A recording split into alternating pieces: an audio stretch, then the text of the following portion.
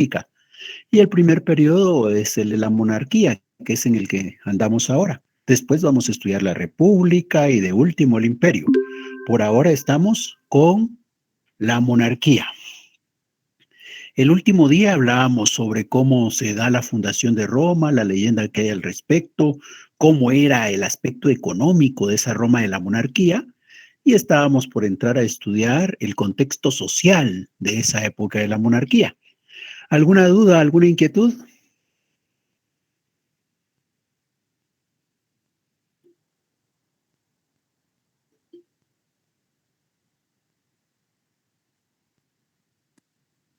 Ninguna, licenciado, por el momento. Muchas gracias. Bien, entonces les voy a compartir una presentación para seguir hablando siempre de la época de la monarquía.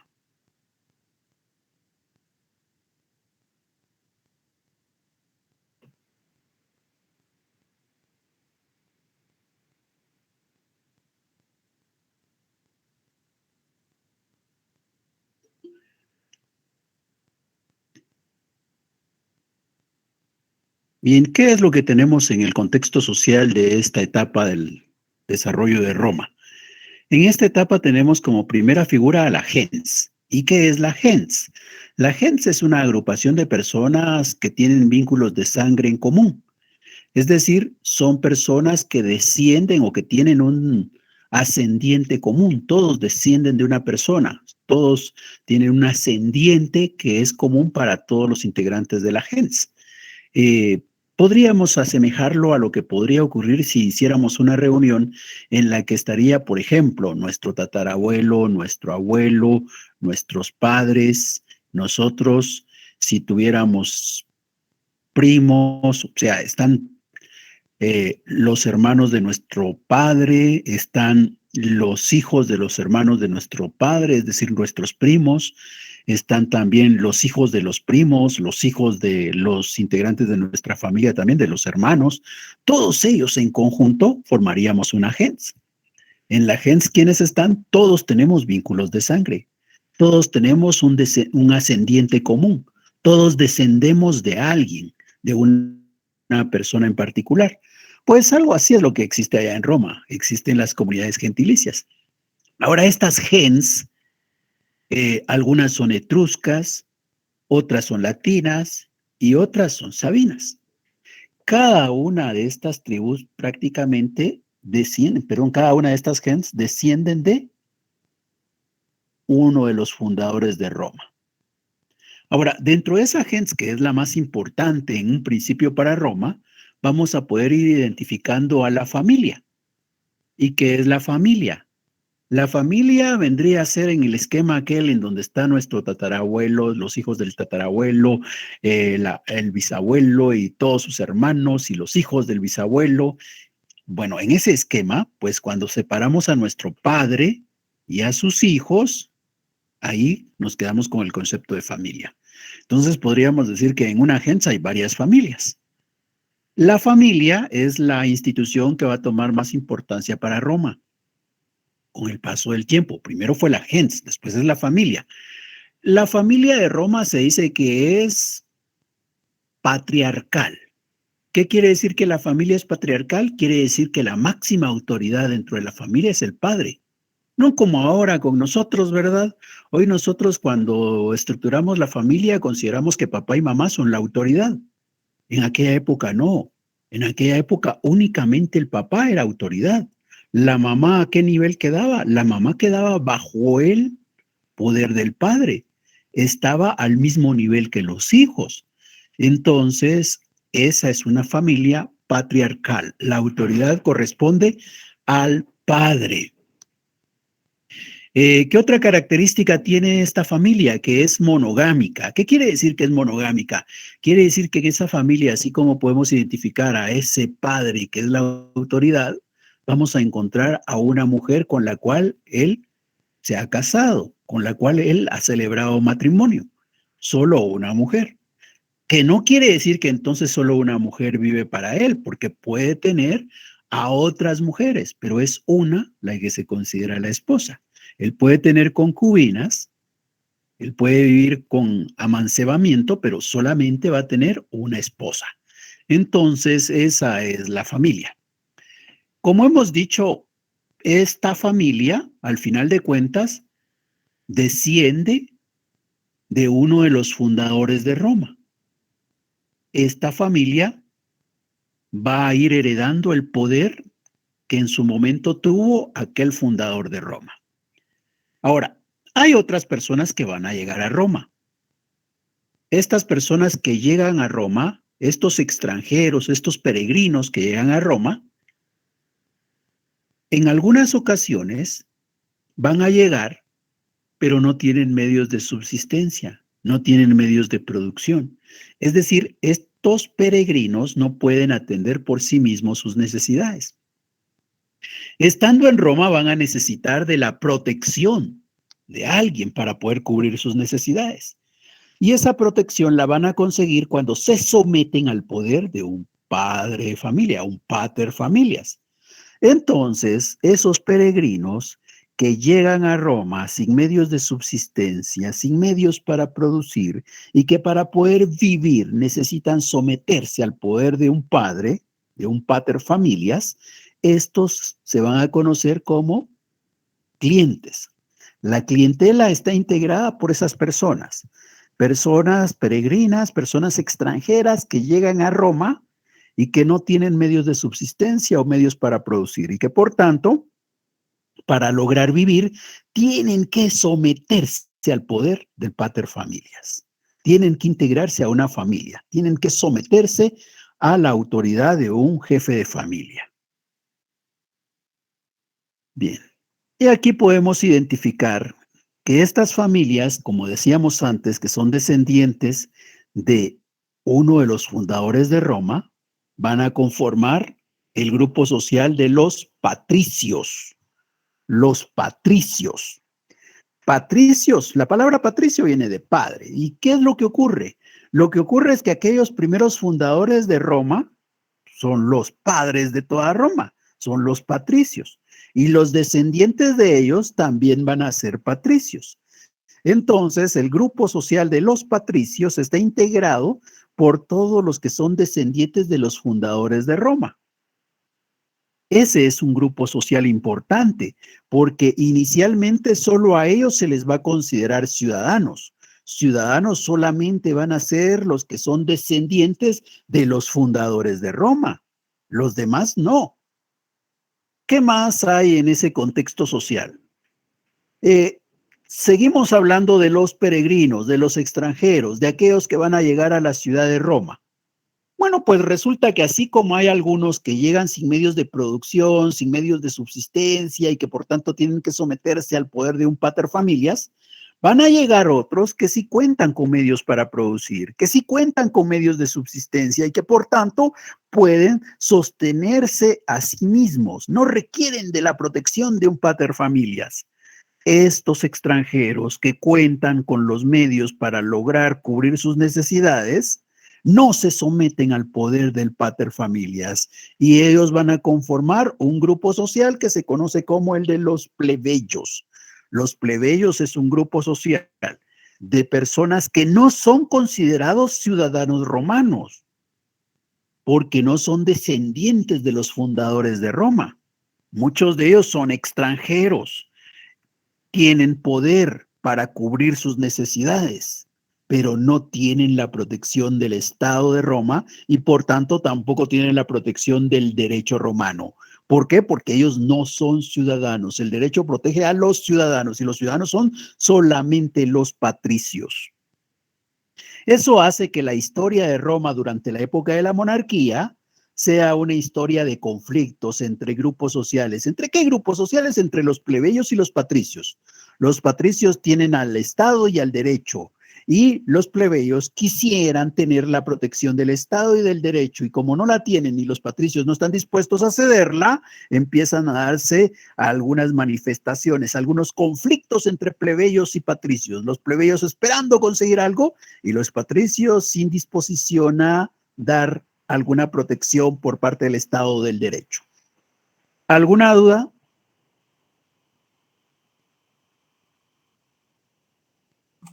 Hasta el momento está claro todo, licenciado. Gracias. Ojalá de verdad esté claro, señores, porque para los exámenes las cosas a veces parece que se nos van complicando. Espero hacerles un laboratorio por lo menos para irme asegurando de que de verdad vamos comprendiendo los conceptos en los próximos días. El problema es que no tenemos una plataforma oficial todavía y en este momento se supone que se andan haciendo los esfuerzos para que contemos con ella. De no tener, por lo menos buscaré la manera de compartirles algo para que tengan por lo menos una impresión de cómo son los exámenes y tengamos ideas si de verdad vamos comprendiendo o no lo que estamos estudiando. Bueno, por ahora seguimos hablando de otro tema. Hoy trataremos el contexto político, siempre de la época de la monarquía, ¿verdad? ¿Cómo era la estructura política a esa que hemos llamado monarquía? Bueno, pues en esa sociedad monárquica lo que vamos a tener es un primer rey. De este primer rey ya habíamos adelantado antes algo, es Rómulo. Rómulo es el primer rey de Roma. Allá desde el año 753 antes de Cristo hasta el 717 antes de Cristo, vamos a tener a Rómulo como el rey de Roma. ¿Qué características tenía el cargo de rey allá en esa época de la monarquía? El cargo de rey, a diferencia de otras sociedades en donde este se entrega a los descendientes del rey, es decir, es hereditario, allá en Roma no. Allá en Roma el cargo de rey no era hereditario. Si no era hereditario, ¿cómo se ocupaba el cargo? Pues lo que se hacía era una...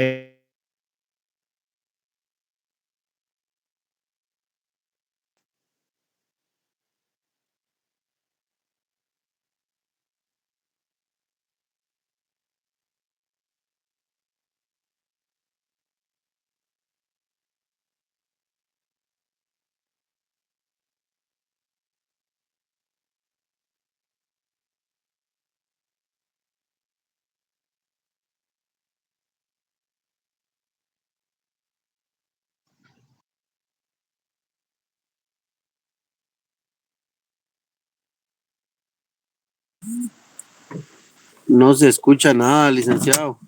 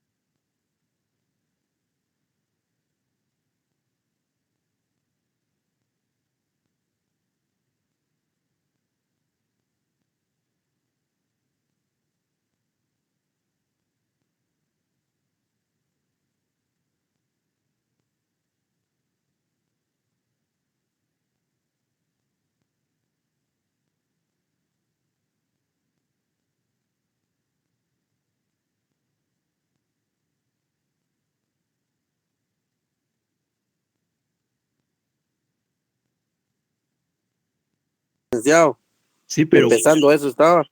en Rómulo. Muy bien. Entonces, hablamos de Rómulo y dijimos que Rómulo definió el tema de la propiedad privada y que conformó el Senado, ¿verdad?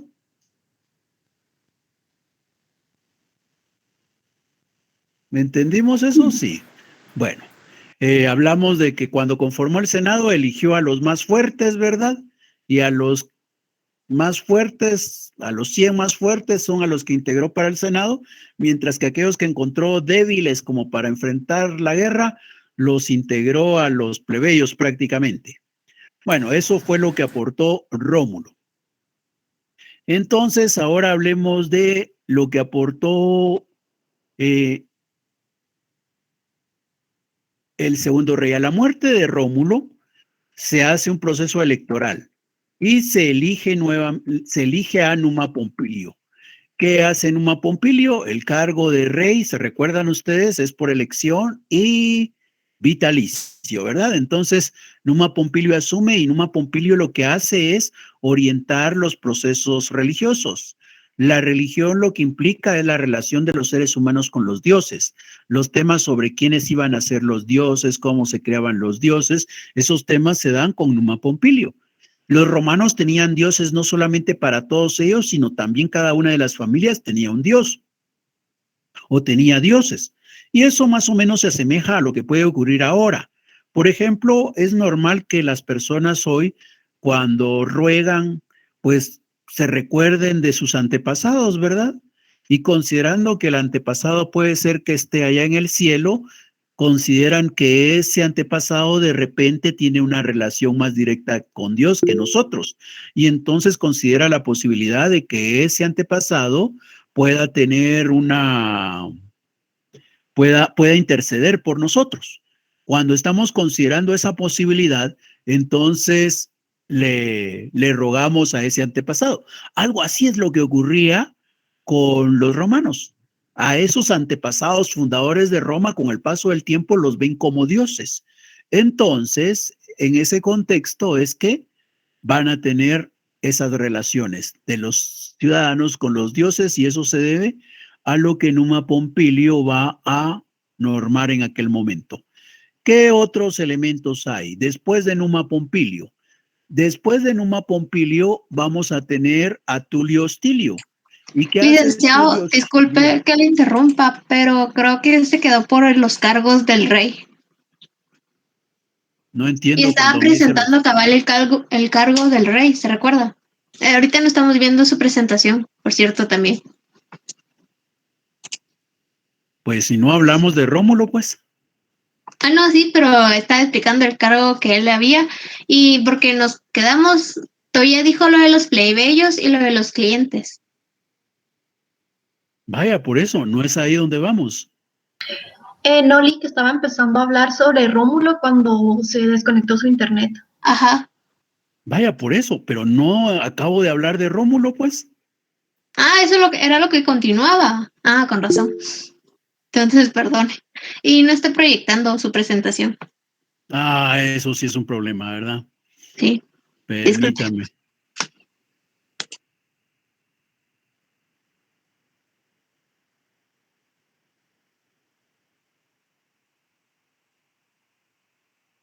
Bueno, ahora sí.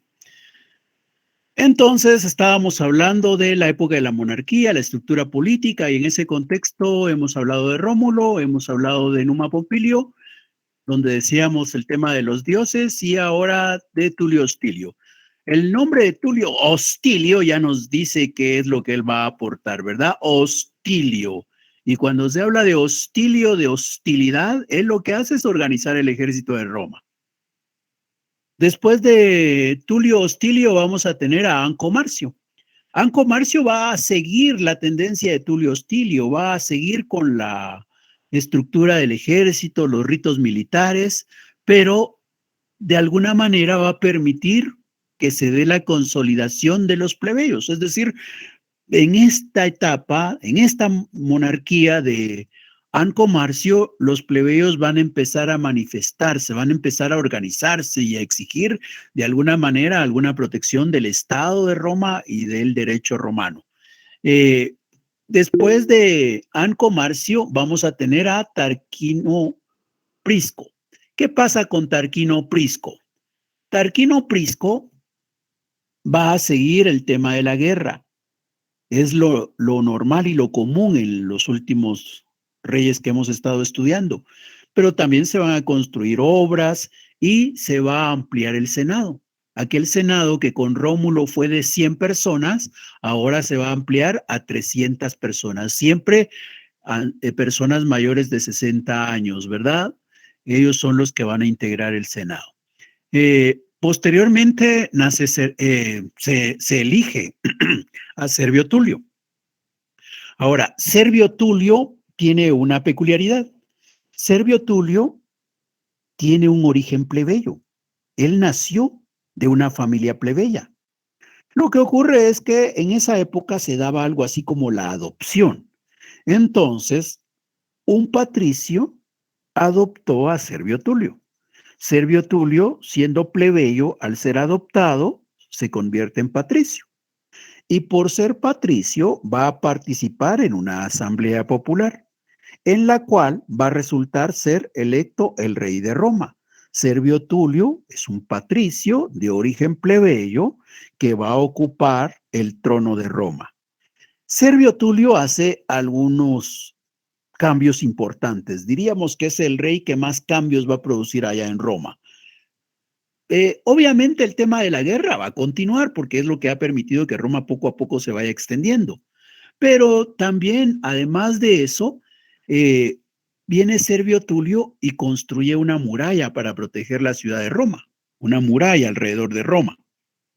Ahora, si Servio Tulio ha construido una muralla, si Servio Tulio está haciendo obras grandes para Roma, es necesario que cuente con recursos.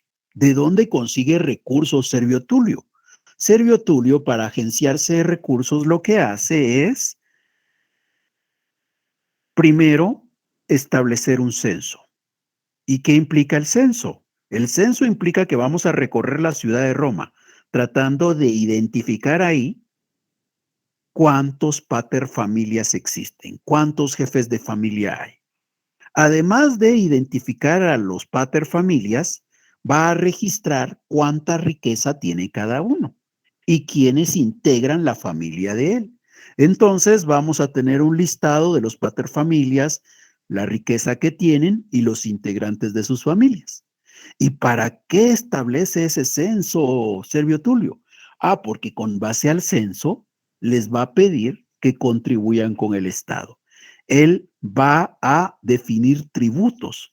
Los patricios van a tener que dar parte de su riqueza al Estado para que Servio Tulio pueda construir las obras como la muralla de la que hemos hablado. Esta situación va a preocupar a los patricios. ¿Por qué? Porque cuando cobra ese tributo, lo que hace es decir que va a pagar más el que más tiene. Y los patricios, ¿verdad? Aquellos que más riqueza han logrado son los que más tendrán que pagar. Los patricios que tienen menos pagarán menos. Y los plebeyos no pagarán nada, ¿verdad? ¿Por qué? Porque ellos ni ciudadanos son. Entonces, los plebeyos se van a favorecer de las obras, pero no van a pagar ni un centavo porque no son ciudadanos. Los patricios acaudalados son los que más van a contribuir para que Servio Tulio tenga los recursos necesarios y construya las obras que pretende. ¿Esto qué hace? Esto lo que hace es molestar a los patricios, sobre todo a los acaudalados, porque ellos dicen, a la gran, este Servio Tulio, como es de origen plebeyo, al final de cuentas las obras no solo favorecen a los patricios, sino también a los plebeyos.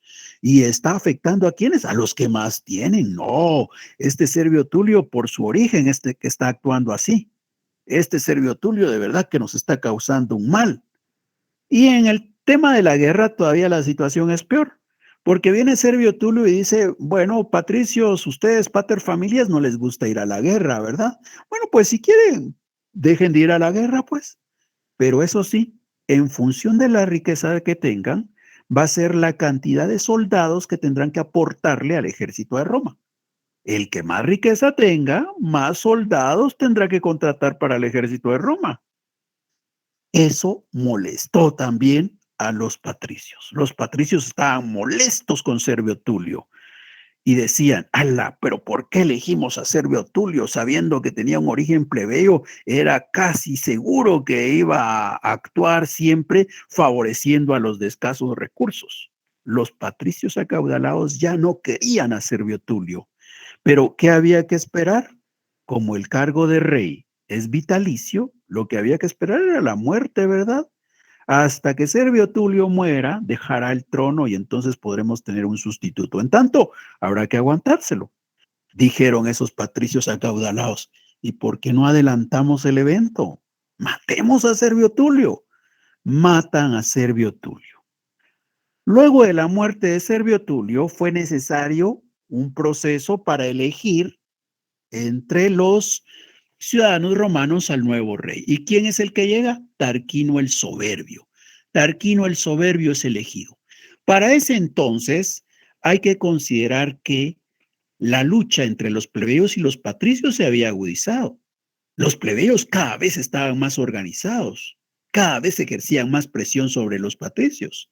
Y con Servio Tulio en el reinado, la situación empeoró, se agravó la crisis entre patricios y plebeyos.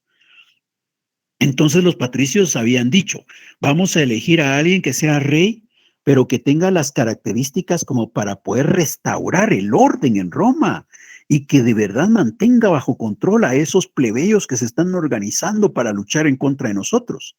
¿Y quién tendrá ese carácter? Tarquino el Soberbio, dijeron. Que Tarquino el Soberbio tiene ese carácter como para mantener el control en esta sociedad. Pero Tarquino el Soberbio era un tirano. Y como tirano, pues efectivamente podía mantener en control a los plebeyos, pero tenía un carácter que era complicado. Y eso hacía que así como podía tener conflictos con los plebeyos, también entraba en conflictos con los mismos patricios.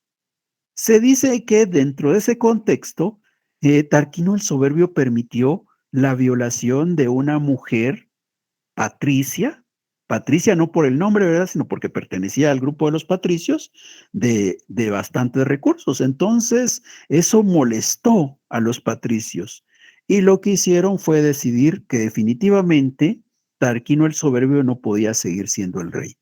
Pero a este no lo mataron, le perdonaron la vida. Lo que hicieron fue desterrarlo. Desterraron a Tarquino el Soberbio. Luego de desterrar a Tarquino el Soberbio, dijeron, definitivamente, aquí en Roma ya no existe un ciudadano que tenga la capacidad como para mantener bajo control a todos los plebeyos.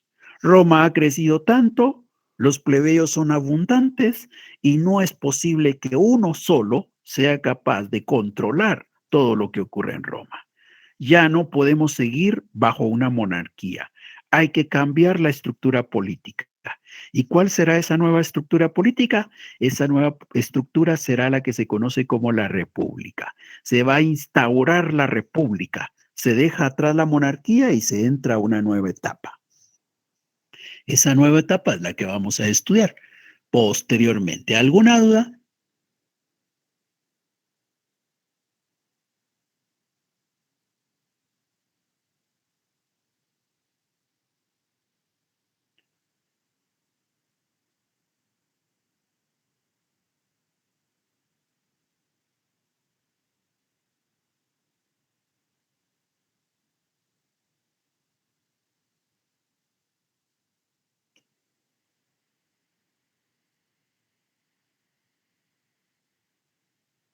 Bueno, gracias, Ian.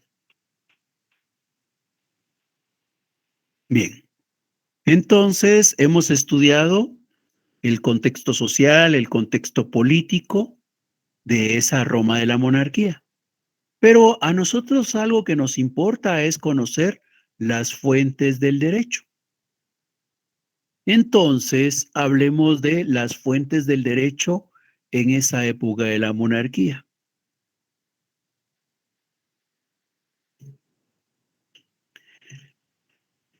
La fuente de derecho de esa época era la costumbre.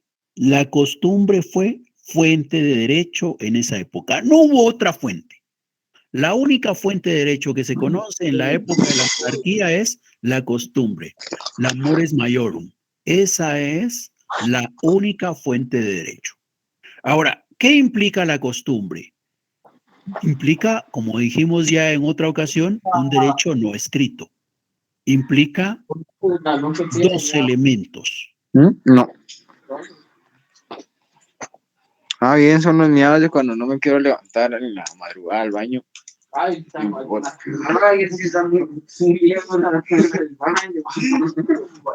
Brandon, tu micrófono.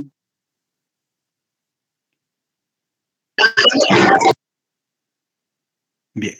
Entonces, ¿qué implica la costumbre? La costumbre implica dos elementos. ¿Cuáles son esos elementos? Esos elementos son, primero, que existe el uso prolongado y constante de una actividad. Se realiza una conducta, se practica una conducta de manera constante. Ese es el primer elemento. La práctica constante de una conducta. De tanto estar practicando esa conducta, ¿qué va a ocurrir? en nuestro interior va a surgir una obligación, va a surgir la convicción de que tenemos que comportarnos de la misma manera. Eso es el segundo elemento. Entonces, la reiteración de conductas que conduce a la convicción de tener que comportarnos así son los elementos que contiene la costumbre. La costumbre que fue la única fuente de derecho en la época de la monarquía. ¿Alguna duda?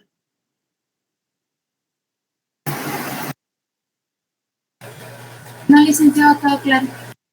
Gracias. Bueno, entonces ahora comenzamos el estudio del segundo periodo. El segundo periodo es el de la República.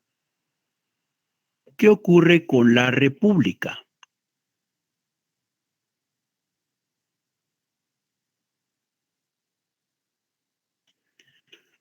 Bueno, la instauración de la República lo que anda buscando es resolver aquel problema que tenían en la época de la monarquía. ¿Se recuerdan? Habíamos dicho que al final de la monarquía dijeron los romanos, ala, eso de que tenemos un solo ser humano como rey tratando de mantener el control sobre toda Roma es imposible. Un solo ser humano ya no tiene la capacidad de mantener el control sobre todo este territorio con tantos habitantes y sobre todo con tantos plebeyos organizados en contra de nosotros. No, ya no podemos seguir así. Y entonces, ¿qué hacemos? Vamos a dejar de lado la monarquía y vamos a instaurar la república. Y la república se va a basar en 3 elementos. ¿Cuáles son los 3 elementos sobre los que se constituye la República de Roma? La constitución de la República de Roma está basada en, primero, las magistraturas, que son las que tenemos acá con estos señores.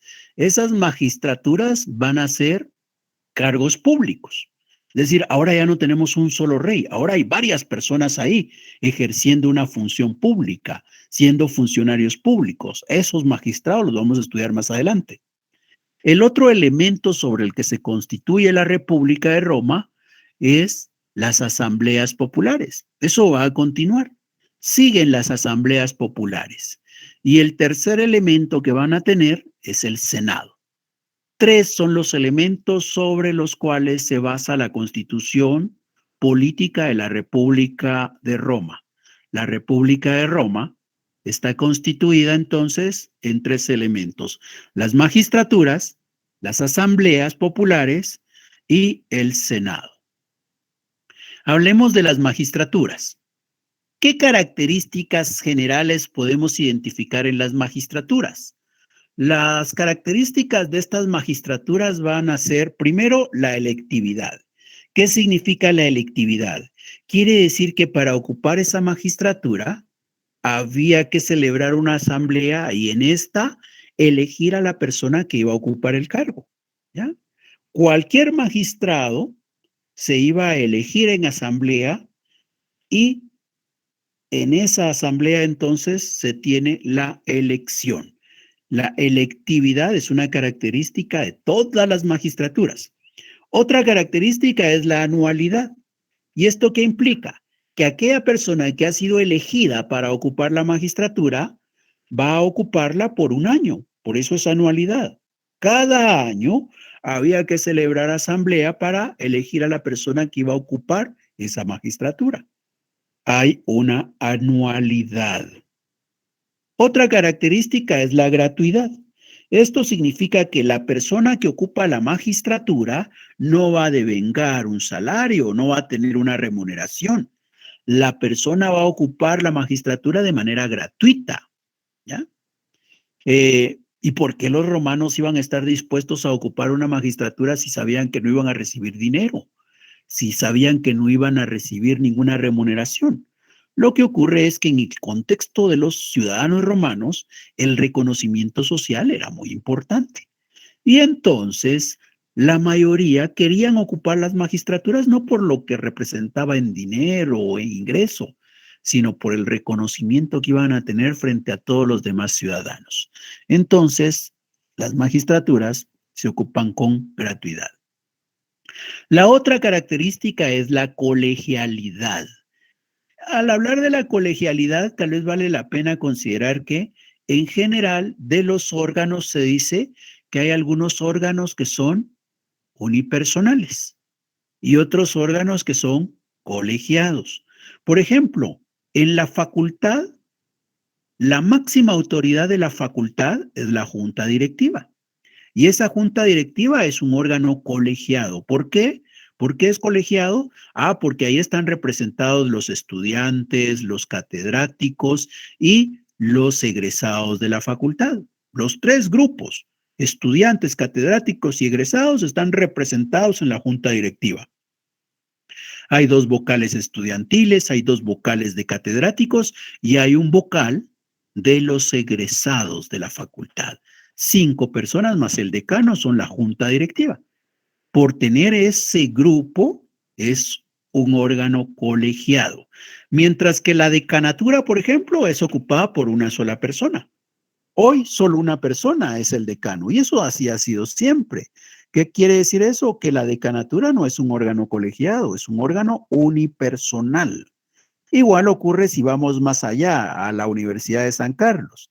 La Universidad de San Carlos tiene como máxima autoridad al Consejo Superior Universitario. El Consejo Superior Universitario es un órgano colegiado, está integrado por varias personas, mientras que la rectoría es un órgano unipersonal. En ese contexto, ¿el Congreso de la República es un órgano colegiado o unipersonal? Colegiado. Muy bien. ¿Y la Presidencia de la República?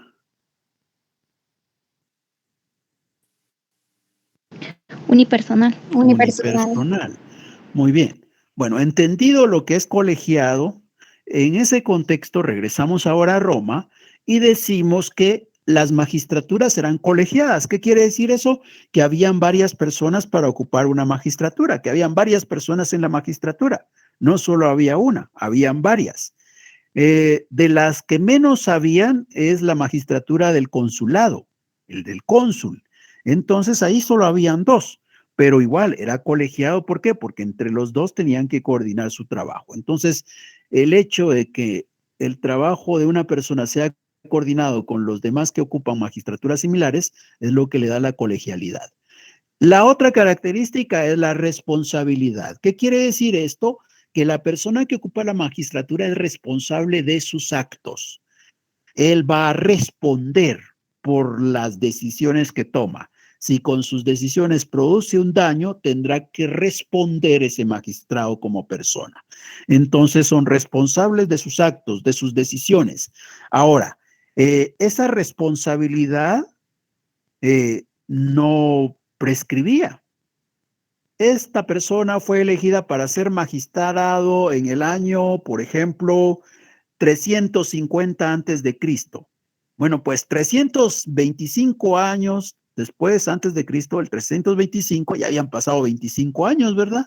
Pero todavía podía deducirse la responsabilidad si por la decisión que tomó cuando fue magistrado perjudicó a alguien. La responsabilidad no prescribía. Terminaba con la muerte de aquel que había sido designado magistrado, pero continuaba. No como ahora, ¿verdad? Ahora esa responsabilidad prescribe. Pasado cierto tiempo, la persona puede aparecer y decir, ay, qué bueno, ¿verdad? No me hicieron nada. Por ejemplo, por ahí anda un señor que en algún momento fue presidente de la República de Guatemala y aparentemente se llevó buena cantidad de los recursos de este país y se fue a establecer a Panamá. Bueno, pues esa persona en aquel entonces estaba siendo perseguido penalmente. Por eso escogió Panamá, porque sabía que de allá no se le podía extraditar, no se le podía traer para ser juzgado en Guatemala. Entonces han pasado los años y ya prescribió su responsabilidad. Entonces ahora si él quisiera bien podría venir acá tranquilamente y decir, la verdad ustedes decían que me había llevado ese dinero. Sí, pues aunque él dijera, pues sí fue cierto, igual ya no se le puede hacer nada. Su responsabilidad ha prescrito. En cambio, allá con los romanos eso no era así. Con los romanos la responsabilidad por las decisiones tomadas en el ejercicio de la magistratura no prescribían. Prescribían cuando moría el señor, pero en tanto estuviera vivo, se le podían deducir responsabilidades. Esas son las características generales. Ahora, esas magistraturas se pueden clasificar y hay dos grupos, magistraturas ordinarias y magistraturas extraordinarias. Las magistraturas ordinarias son las que tienen todas estas características y las extraordinarias, las que no presentan todas esas características generales. ¿Alguna duda?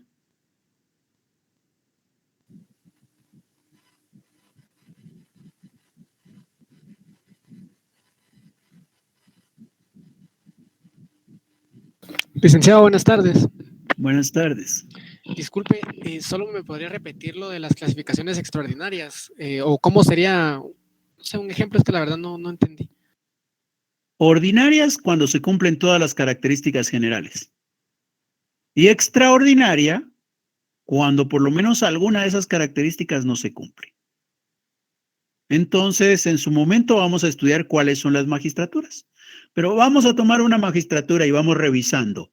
¿Tiene anualidad, tiene electividad, colegialidad, responsabilidad y gratuidad? Sí. Ah, es ordinaria. Ah, no, aquí tenemos otra. Miren, esta. ¿En esta qué? Ah, hay electividad, pero anualidad no hay porque este señor puede ocupar el cargo de manera vitalicia. Ah, entonces esto no es ordinario, ¿ya? ¿Por qué no es ordinario? Porque dejó de cumplir con alguna de las características generales. Si cumple con todas, es una magistratura ordinaria. Si deja de cumplir con alguna, es una magistratura extraordinaria. Muchas gracias, licenciado. Para servirle. Bien, si no hay dudas, entonces les agradezco su atención y estaríamos nuevamente en clases la próxima semana. Muchas gracias por su atención, se cuidan y volvemos el próximo martes. Feliz tarde, feliz fin de semana. Feliz tarde, licenciado. Gracias, Lic.